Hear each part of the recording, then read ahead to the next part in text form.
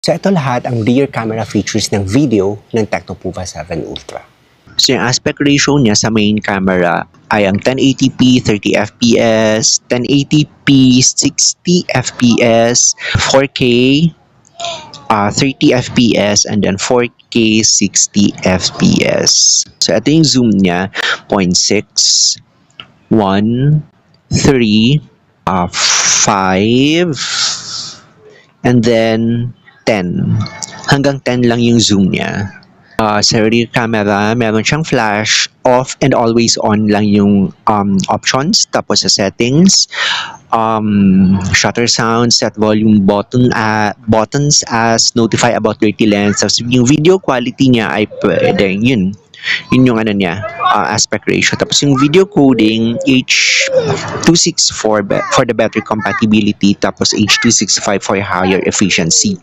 If you want to edit better or for smoother editing, you just use H.264. Pero if you run out of space, kasi mas mababa ang size ng H.265. Ang 1080p, pwede ka mag-stabilize. Ayan yung stabilization niya sa taas.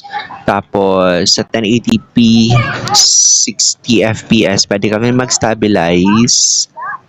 4K 30fps, pwede rin mag-stabilize kasi sa ibang phones hindi.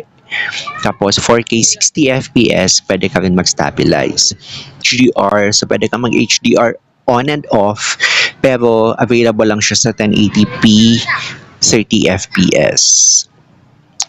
Pwede ka mag-AI focus, on and off, and then auto watermark, which is text lang. Tapos you can do grid kung gusto mong gamitin to for shooting.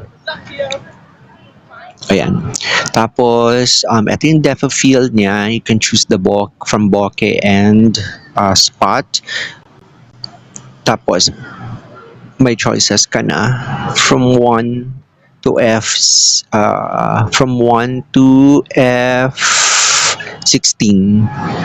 So, ito yung mga beautify features niya. AI beauty, flawless, smooth skin tones, slim face, eyes, V face, slim nose, V shape, prominent, and then reset. Ang thing lang dito, unlike dun sa photos, hindi mo pwedeng gamitin ng sabay yung depth of field and yung beautify. It's just either one of the two. Ayan. Ayun, naka-yellow, naka-on siya. Yung beautify, pero hindi pwedeng gamitin